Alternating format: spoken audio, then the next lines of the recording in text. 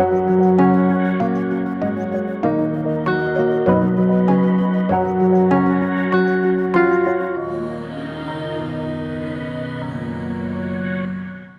അമ്മയ്ക്കും തിരുക്കുമാരനും കോടാനുകോടി നന്ദി പറഞ്ഞുകൊണ്ട് ജനത്തിൻ്റെ മുന്നിൽ എൻ്റെ സാക്ഷ്യം ഞാൻ ആരംഭിക്കുകയാണ്. എൻ്റെ പേര് ജോസഫ് മാനുവൽ. ഇത് എൻ്റെ മകൾ സാറ ഒലീവിയ. ഞങ്ങൾ പള്ളിപ്പുറം മഞ്ഞുമാതാ പള്ളിയുടെ വക അംഗങ്ങളാണ്.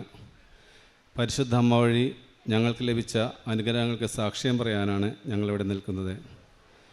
ഞാൻ ഏകദേശം 13 വർഷത്തോളമായി പ്രവാസ ജീവിതം നടത്തിക്കൊണ്ടിരിക്കുന്ന ആളാണ്. പല വർഷങ്ങളായാണ് ഞാനിങ്ങനെ പ്രവാസ ജീവിതം നയിക്കുന്നത്. എന്നാൽ ഇതുവരെ എനിക്ക് ഒരു ബാങ്ക് ബാലൻസോ അല്ലെങ്കിൽ ഒരു അക്കൗണ്ട് പോലുമോ നല്ല പോലെ ഇല്ലാത്ത ഒരു മനുഷ്യനാണ് ഞാൻ.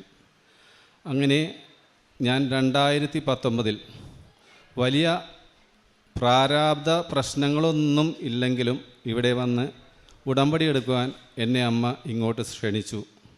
അങ്ങനെ 2019 മാർച്ച് 1-ാം തീയതി ഞാനിവിടെ വന്ന് ഉടമ്പടി എടുത്തു. അതിനുശേഷം എൻ്റെ ജീവിതത്തിൽ സാമ്പത്തികമായ അനുഗ്രഹങ്ങളൊന്നും പ്രത്യക്ഷമായി കണ്ടില്ലെങ്കിലും പ്രത്യക്ഷമായ മാതാവിൻ്റെ സാന്നിധ്യം ഒരുപാട് എൻ്റെ ഭവനത്തിൽ ഞങ്ങൾ അനുഭവിച്ചു. അതെല്ലാം ഞാൻ 2019 തന്നെ സാക്ഷ്യം പറഞ്ഞിട്ടുള്ളതാണ്. അന്ന് എൻ്റെ ഭവനത്തിൽ സംഭവിച്ച മാതാവിൻ്റെ സാന്നിധ്യങ്ങൾ പലതും അന്ന് എനിക്ക് പറയാൻ മടിയായിരുന്നു. കാരണം ഇത്രയെല്ലാം മാതാവ് നമ്മളുടെ കൂടെ വരുമെന്ന് എനിക്കറിയില്ലായിരുന്നു. ഇപ്പോൾ കേൾക്കുന്ന സാക്ഷ്യങ്ങളിലൂടെയാണ് എനിക്ക് ലഭിച്ച ആ സാന്നിധ്യങ്ങൾ എത്രയോ വലുതായിരുന്നെന്ന് എനിക്ക് മനസ്സിലാവുന്നത്. 2019 ഉടമ്പടിയെടുത്തതിന് ശേഷം കൊറോണ വന്നു. അതിനുശേഷം ഇങ്ങോട്ടൊന്നും വരാൻ പറ്റാത്ത ഒരു സാഹചര്യമായതിനാൽ ഞാനിവിടെ വരുന്നത് കുറവായിരുന്നു. എങ്കിലും പ്രത്യക്ഷീകരണ പ്രാർത്ഥനയും സന്ധ്യയ്ക്കുള്ള ഉടമ്പടി പ്രാർത്ഥനയും ഒരിക്കലും ഞങ്ങൾ മുടക്കിയിരുന്നില്ല. ഞങ്ങളെ കഴിയുന്ന കാരുണ്യ പ്രവർത്തികളും ഞങ്ങൾ ചെയ്തുകൊണ്ടിരുന്നു. അങ്ങനെ 2022 വീണ്ടും എനിക്ക് സൗദി അറേബ്യയിലേക്ക് പോകാനുള്ള ഒരു വിസ ലഭിച്ചു. അങ്ങനെ ഞാൻ 2022 സൗദി അറേബ്യയിലേക്ക് പോയി. 2023 ജപമാല റാലിയിൽ പങ്കെടുക്കുവാൻ എനിക്ക് വളരെ ആഗ്രഹമുണ്ടായിരുന്നു. അങ്ങനെ ഞാൻ ആഗ്രഹിച്ച് ജപമാല റാലിക്ക് വരണമെന്ന് മാതാവിനോട് എപ്പോഴും പ്രാർത്ഥിക്കുമായിരുന്നു. അങ്ങനെ പ്രാർത്ഥിച്ചുകൊണ്ടിരിക്കുമ്പോൾ മാതാവ് എനിക്കതിനുള്ള സാഹചര്യങ്ങൾ ഒരുക്കി തന്നു. ആ ഒക്ടോബർ മാസത്തിൽ ഏറ്റവും ചെറിയ തുകയ്ക്ക് എനിക്ക് വിമാന ടിക്കറ്റ് വഴിയായി എനിക്ക് ആവശ്യമുള്ള സാധനങ്ങളെല്ലാം എവിടെ നിന്നെല്ലാം ലഭിച്ചുവെന്ന് എനിക്കറിയില്ല. അങ്ങനെ ഞാൻ 2023 ജപമാല റാലിക്ക് സന്തോഷപൂർവ്വം വന്ന് പങ്കെടുത്തു. അപ്പോൾ അതിന് മുമ്പ് തന്നെ എനിക്കൊരാഗ്രഹമുണ്ടായിരുന്നു, ഒന്ന് യൂറോപ്പിലേക്ക് പോയാൽ എൻ്റെ കുടുംബം രക്ഷപ്പെടുമല്ലോ എന്ന്. അങ്ങനെ ഞാൻ അതിനായിട്ടും പ്രാർത്ഥിക്കുമായിരുന്നു. അങ്ങനെ ഒരു ദിവസം ഞാൻ എൻ്റെ റൂമിൽ പ്രാർത്ഥിച്ചുകൊണ്ടിരിക്കുമ്പോൾ ഞാൻ എൻ്റെ കഴിഞ്ഞുപോയ പല നല്ല വിസ ചാൻസുകളും നഷ്ടപ്പെട്ടതിനോർത്ത് കണ്ണീരൊഴുക്കി പ്രാർത്ഥിക്കുകയായിരുന്നു മാതാവിനോട്. അങ്ങനെ പ്രാർത്ഥിച്ചു കഴിഞ്ഞ് ഞാൻ എൻ്റെ ഫോൺ എടുത്ത് ഓപ്പൺ ആക്കിയപ്പോൾ ഫസ്റ്റ് യൂട്യൂബിൽ വന്ന വചനം, നിൻ്റെ കണ്ണിൽ നിന്നും വീണ കണ്ണുനീർ ഈശോയുടെ ആണിപ്പഴുതുകളുള്ള കരങ്ങളിലേക്കാണ് വീണതെന്നാണ് ഞാൻ കണ്ടത്. അപ്പോൾ എനിക്കെന്തോ ദൈവം എന്നെ കണ്ടിട്ടുണ്ടെന്ന് എനിക്കൊരു തോന്നലുണ്ടായിരുന്നു. അങ്ങനെ പിറ്റേന്ന് ഉച്ചയായപ്പോൾ എനിക്ക് പരിചയമില്ലാത്ത ഒരു നമ്പറിൽ നിന്നും എനിക്കൊരു കോൾ വന്നു. സൗദി അറേബ്യയിലേക്ക് ഇന്ത്യയിൽ നിന്നാണ് കോൾ വരുന്നത്.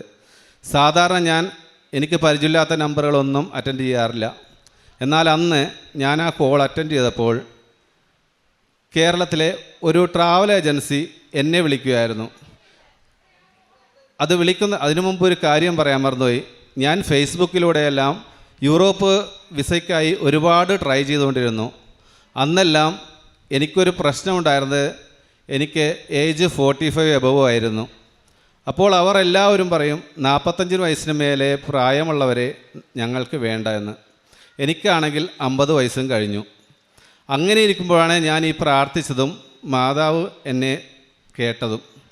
അങ്ങനെ കേരളത്തിൽ നിന്നുള്ള ട്രാവൽസ് എന്നെ വിളിച്ചപ്പോൾ ഞാൻ പറഞ്ഞു, എനിക്ക് 50 വയസ്സ് കഴിഞ്ഞു, അപ്പോൾ ഇനി എനിക്ക് വിസ കിട്ടാൻ ചാൻസ് ഇല്ല. അപ്പോൾ അവർ എന്നോട് ഇങ്ങോട്ട് ചോദിച്ചു, ചേട്ടന് യൂറോപ്പിലേക്ക് പോകാൻ താല്പര്യമുണ്ടെങ്കിൽ ഞങ്ങളത് ശരിയാക്കി തരാമെന്ന് പറഞ്ഞു. അപ്പോൾ അതിൻ്റേതായിട്ടുള്ള എമൗണ്ടുകളെല്ലാം സംസാരിച്ചപ്പോൾ ഞാനുടനെ എൻ്റെ ഫോൺ എടുത്ത് എൻ്റെ ഭാര്യയ്ക്ക് നാട്ടിലേക്ക് വിളിച്ചിട്ട് പറഞ്ഞു, ആ വചനപ്പെട്ടിയെടുത്ത് നീ ഒന്ന് നോക്ക്, ഇതിനകത്ത് എന്ത് വചനമാണ് ഈശോ നമ്മളോട് പറയുന്നെന്ന് നോക്കാൻ പറഞ്ഞു. അങ്ങനെ ഭാര്യ അതെടുത്ത് നോക്കിയപ്പോൾ ഭാര്യയ്ക്ക് കിട്ടിയ വചനം യോഹന്നാൻ 15:16, നിങ്ങൾ എന്നെ തിരഞ്ഞെടുക്കുകയല്ല ചെയ്തത്, ഞാൻ നിങ്ങളെ തിരഞ്ഞെടുക്കുകയാണ് ചെയ്തത് എന്നുള്ള വചനമാണ് ലഭിച്ചത്. അപ്പോഴെനിക്ക് വേറെ ഒന്നും ചിന്തിക്കാനുണ്ടായില്ല. ഞാൻ ഭാര്യയോട് പറഞ്ഞു, വിസ പ്രോസസ്സിങ്ങിനായുള്ള അഡ്വാൻസ് പണം എത്തിക്കാൻ പറഞ്ഞു. അങ്ങനെ ഭാര്യ എൻ്റെ സഹോദരിയുടെ ഭവനത്തിൽ നിന്നും പണം കടം വാങ്ങി കൊണ്ടുപോയി അവിടെ കൊടുത്തു. അങ്ങനെ എൻ്റെ വിസ പ്രോസസ്സിങ് ആരംഭിച്ചു. അങ്ങനെ ഇരിക്കുകയാണ് 2023 ജപമാല റാലിക്ക് പങ്കെടുക്കാൻ ഞാൻ വരുന്നത്. അങ്ങനെ വന്ന് ഡിസംബറിൽ എനിക്ക് വിസ ഇൻ്റർവ്യൂ ലഭിച്ചു. സൗദി അറേബ്യയിലെ സ്ലോവാക്യ എംബസിയിലാണ് വിസ ഇൻ്റർവ്യൂ. അങ്ങനെ ഞാൻ വളരെ ഹാപ്പി ആയിരുന്നു. ഇവിടെ വന്ന് ജപമാല റാലിയെല്ലാം കൂടി വളരെ ഹാപ്പിയായി അവിടെ ചെന്നു. ഇൻ്റർവ്യൂ അറ്റൻഡ് ചെയ്തു ഡിസംബറിൽ. അന്ന് എനിക്ക് ഇംഗ്ലീഷ് അത്ര പരിചയമില്ലാത്തതുകൊണ്ട് അതുകൊണ്ടും പിന്നെ ഞാൻ അവിടെ എംബസിയിലെത്താൻ ഒരു 7 മിനിറ്റ് വൈകിയിരുന്നു. അവിടെ ചെന്നപ്പോൾ തന്നെ അവിടെ നിന്നിരുന്ന സ്ത്രീ വളരെ ഷൗട്ട് ചെയ്യുകയും പിന്നീട് എനിക്ക് 1 മാസത്തിന് ശേഷം വിസ റിജക്റ്റായി എന്ന് പറഞ്ഞ് മെസ്സേജ് വരികയും ചെയ്തു. എങ്കിലും ഞാനൊട്ടും പതറിയില്ല. സങ്കടം വന്നു, എങ്കിലും അത് മാതാവിൻ്റെ ഒരു ആഗ്രഹമായിരിക്കുള്ളൂ എന്ന് ഞാൻ വിചാരിച്ചു. കാരണം സാക്ഷ്യങ്ങളിലൂടെ എല്ലാം കേൾക്കാറുണ്ട്, എന്തെങ്കിലും ഒരു അനുഗ്രഹം താമസിച്ചാൽ അതിലും നല്ലത് വരാനായിരിക്കുമെന്നുള്ളത്. ഞാൻ സാക്ഷ്യങ്ങളൊന്നും തന്നെ കാണാതിരിക്കില്ല. ഒരു ദിവസം എത്ര സാക്ഷ്യം ഇവിടുന്ന് അപ്ലോഡ് ചെയ്താലും അത് വൈകിട്ട് ഞാൻ കിടക്കുന്നതിന് മുമ്പ് അതെല്ലാം കണ്ട് ഷെയർ ചെയ്തിട്ടേ ഞാൻ സാധാരണ കിടക്കാറുള്ളൂ. മറ്റുള്ള വീഡിയോസൊന്നും കാണാൻ എനിക്ക് കൂടുതൽ താല്പര്യമില്ല. ഞാൻ കൂടുതലും സാക്ഷ്യങ്ങൾ മാത്രമേ കാണാറുള്ളൂ. അങ്ങനെ എനിക്ക് ആ വിസ നഷ്ടമായി. ഞാൻ അതിൽ പ്രശ്നമൊന്നുമില്ലാതെ മുന്നോട്ട് പോകുമ്പോൾ വീണ്ടും ഈ ട്രാവൽസ് പറയുകയാണ്, നമുക്ക് വേറെ ഒരു കമ്പനിയിലേക്ക് സ്ലോവാക്യയിലേക്ക് തന്നെ നോക്കാമെന്ന് പറഞ്ഞു. അപ്പോൾ ആദ്യത്തെ വിസ റിജക്റ്റ് ആയപ്പോൾ തന്നെ എനിക്ക് ഏകദേശം 1 ലക്ഷം രൂപ എനിക്ക് നഷ്ടമായി. പക്ഷേ ഇത് വീണ്ടും അവർ പറഞ്ഞപ്പോൾ ഞാൻ ഒട്ടും മടിച്ചില്ല. ഞാൻ പറഞ്ഞു സ്റ്റാർട്ട് ചെയ്തോളാൻ പറഞ്ഞു. മറ്റൊന്ന്, ഞാനൊരു ഡ്രൈവറാണ്, ട്രെയിലർ ഡ്രൈവറാണ്. ഞാൻ സൗദിയിൽ വർക്ക് ചെയ്തപ്പോഴെല്ലാം വളരെ തുച്ഛമായ സാലറിയാണ് വർക്ക് ചെയ്തുകൊണ്ട്. അതുകൊണ്ടാണ് ഞാൻ ഈ യൂറോപ്പിലേക്ക് പോകാനുള്ള താല്പര്യമെടുത്തത്. അങ്ങനെ രണ്ടാമതും വിസ പ്രോസസ്സിങ് നടന്നു. 2024 ജപമാല റാലിയിലും പങ്കെടുക്കുവാൻ എനിക്ക് മാതാവ് അനുഗ്രഹം നൽകി. അന്നും ഇതുപോലെ ഈ ടിക്കറ്റ് ഫെയറിനുള്ള പണം എവിടെ നിന്ന് ലഭിക്കുന്നെന്ന് എനിക്കറിയില്ല. എനിക്ക് ഏറ്റവും തുച്ഛമായ നിലയ്ക്ക് ടിക്കറ്റ് ലഭിച്ചു. ഞാൻ അടുത്ത വർഷവും ഇവിടെ ജപമാല റാലിയിൽ പങ്കെടുത്തു. ആ ജപമാല റാലിയിൽ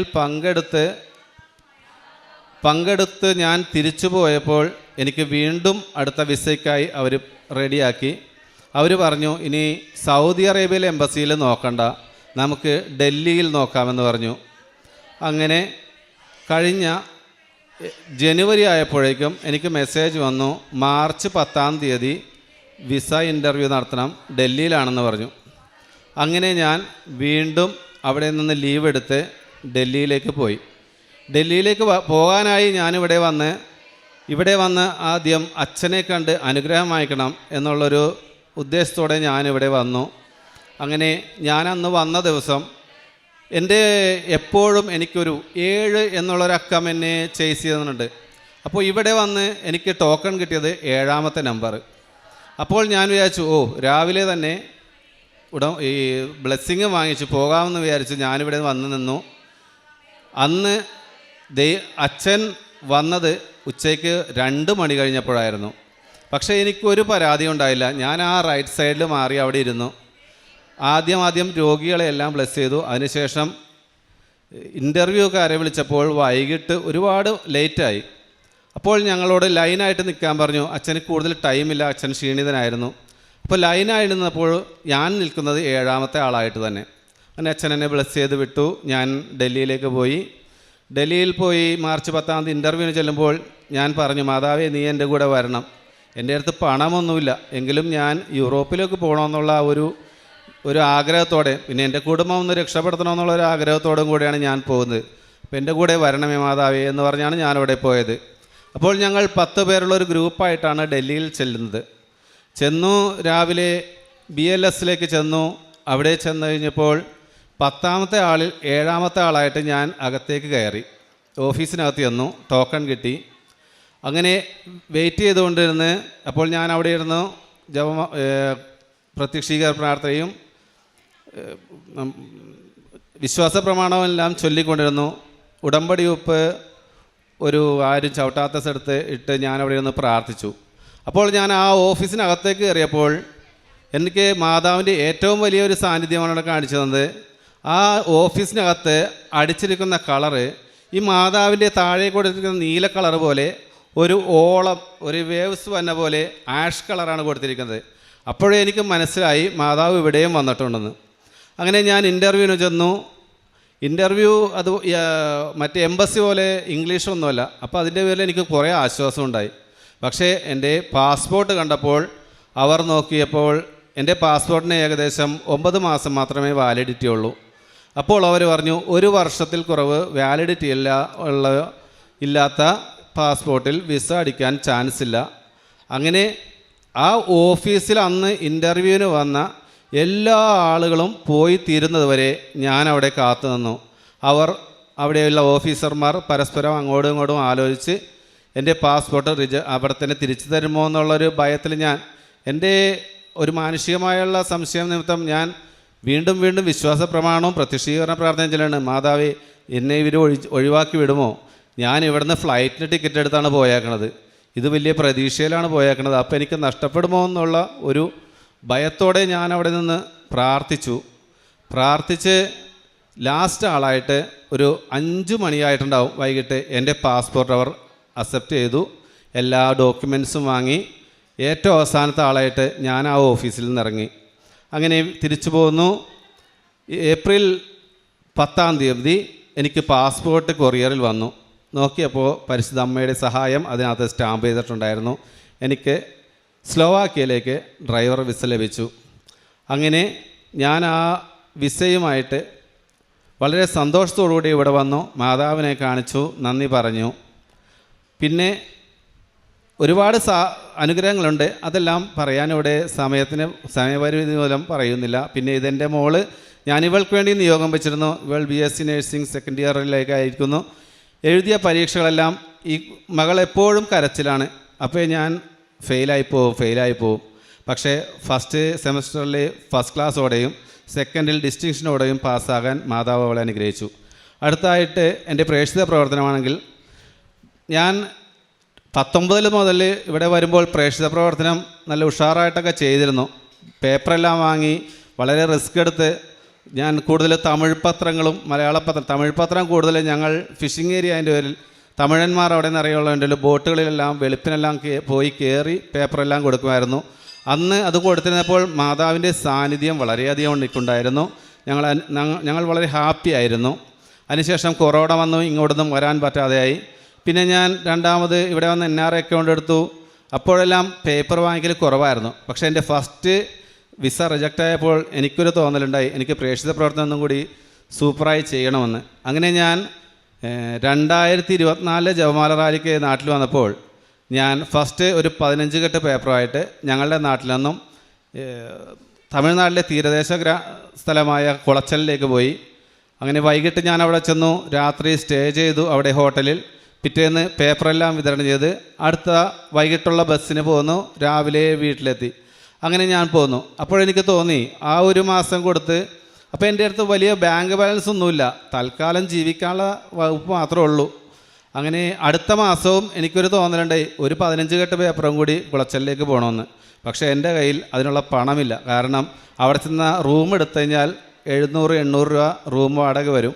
പിന്നെ ബസ് കാശ്, എൻ്റെ ഭക്ഷണ ചിലവ്, പിന്നെ തിരിച്ചു വരാനുള്ള ഒരു വണ്ടി കാശ്, ഇതെല്ലാം കൂടി ആകുമ്പോൾ എനിക്കില്ല. അപ്പോൾ ഞാൻ കരുതി എനിക്കൊരു പുതിയ സ്കൂട്ടർ ഞാൻ വാങ്ങിച്ചിരുന്നു. പണമില്ലെങ്കിൽ ഞാനൊരു സ്കൂട്ടർ വാങ്ങിയിട്ടുണ്ടായിരുന്നു. അപ്പോൾ എനിക്ക് തോന്നി എൻ്റെ അടുത്ത് സ്കൂട്ടർ ഉണ്ടല്ലോ, ഞാൻ അതുമെടുത്ത് രാവിലെ വീട്ടിൽ നിന്നിറങ്ങി ഇവിടെ വന്ന് 7:30 കുർബാന കൂടി 15 കെട്ട് പേപ്പർ വാങ്ങി ഏകദേശം ഒരു 11 മണി പോലെ ഇവിടെ നിന്ന് ഞാൻ കുളച്ചലിലേക്ക് സ്കൂട്ടർ ഓടിച്ചു.